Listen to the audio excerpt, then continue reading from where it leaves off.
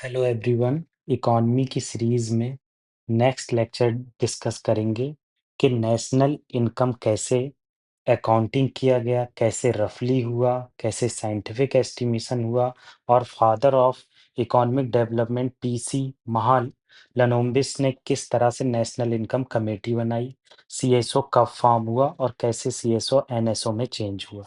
ठीक है।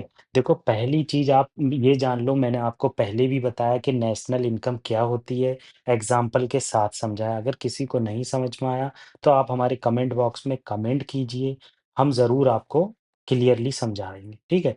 तो पहली इम्पोर्टेंट चीज़ यहाँ ये आ रही है, 1867 और 68 में क्या हुआ, दादा भाई नौरोजी, जो हमारे फ्रीडम फाइटर थे आज़ादी से पहले, उन्होंने poverty and British rule in India एक नाम की बुक लिखी थी। ये बहुत फेमस बुक है, आपको ये रटी होना चाहिए।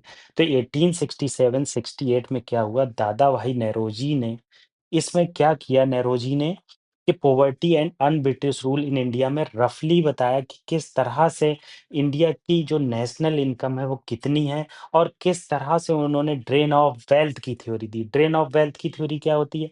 ड्रेन ऑफ वेल्थ की थ्योरी में आप देखेंगे कि ड्रेन ऑफ वेल्थ में किस तरह से हमारी इंडिया की वेल्थ अंग्रेजों को दे दी जा रही है और अंग्रेज जो है उसमें सैलरी जो है इंडिया से लेकर जा रहे हैं, इंडिया का सोना लेकर जा रहे हैं, इंडिया से रॉ मटेरियल जो है वो एक्सपोर्ट हो रहा है और फिनिश्ड गुड आ रहा है। फिनिश्ड गुड पर कोई भी इंडिया में कस्टम ड्यूटी नहीं लग रही है, क्योंकि जो भी फिनिश्ड गुड इंग्लैंड जाता था, सॉरी, रॉ मटेरियल इंग्लैंड जाता था और वहां से फिनिश गुड आता था। तो जब रॉ मटेरियल जाता था तो कोई भी कस्टम ड्यूटी नहीं लगती थी इंडिया के हैं, प्रोडक्ट पर।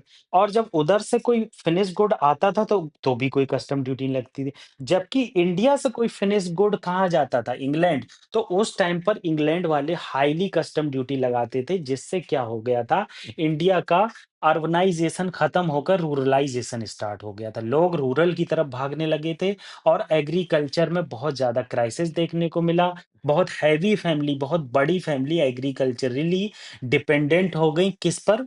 डिपेंडेंट हो गई आपकी इस चीज पर देखने को मिलेगा, डिपेंडेंट हो गई एग्रीकल्चर पर। ठीक है, तो इस तरह से क्या हुआ, नेशनल इनकम फर्स्ट ली दादा भाई नेरोजी ने 1967-68 में poverty and un British rule in India में एस्टिमेट किया था और रफली बताया था किस तरह से ड्रेन ऑफ वेल्थ हो रही है हमारी। दूसरी इंपॉर्टेंट चीज, साइंटिफिकली अगर आप देखोगे तो कब ये एस्टिमेट हुई हमारी नेशनल इनकम, 1931 टू 32। आप देखोगे 1931-32 में देखोगे प्रोफेसर बी के आर वी राव ने साइंटिफिकली एस्टिमेट किया, बाकायदा अकाउंटिंग की और लोगों को दिखाया कि किस तरह से हमारी नेशनल इनकम ड्रेन की है और आज़ादी से पहले किस तरह से चीज़ों में क्राइसिस देखने को मिला। उसके बाद क्या हुआ, गवर्नमेंट ऑफ इंडिया ने फर्स्ट टाइम आज़ादी के बाद 1948-49 में मिनिस्ट्री ऑफ कॉमर्स के अंदर नेशनल इनकम को एस्टिमेट किया और 1949 में नेशनल इनकम कमेटी बनी, जो चेयरमैन की डॉक्टर पीसी महालनोबिस ने। ठीक है, जो फर्स्ट 5 ईयर प्लान है, सेकंड 5 ईयर प्लान जो आया था वो डॉक्टर पीसी महालनोबिस के अंदर ही आया था। आगे क्या चीज बताई गई है, अगर आप आगे देखेंगे तो आगे आपको देखने को मिलेगा सेंट्रल स्टैटिस्टिकल ऑर्गेनाइजेशन। अब सेंट्रल स्टैटिस्टिकल ऑर्गेनाइजेशन कब स्टेबलाइज हुआ? देखो, पहले क्या था, नेशनल सैंपल सर्वे ऑर्गेनाइजेशन था। ये 1950 में स्टेबलाइज हुआ था और ये MoSPI, ministry of statistics and programme implementation के अंदर आता था।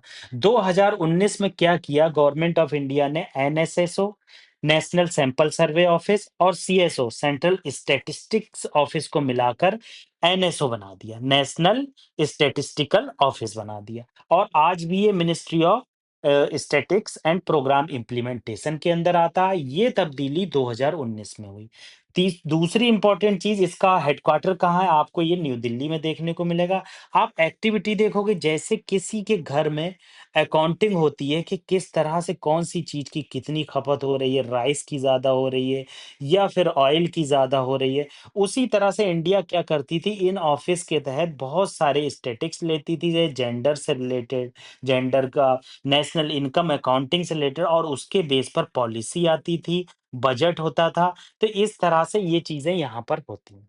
तो ये हमने चीज़ यहाँ डिस्कस की कि सीएसओ क्या है, एनएसएसओ कब स्टेबलाइज़ हुआ और किस तरह से नेशनल इनकम को दादाभाई नौरोजी ने एस्टीमेट किया। आप हमारे चैनल को सब्सक्राइब, शेयर और लाइक ज़रूर कर दें ताकि क्या होता है फ्री इनिशिएटिव दूर तक पहुँच पाए।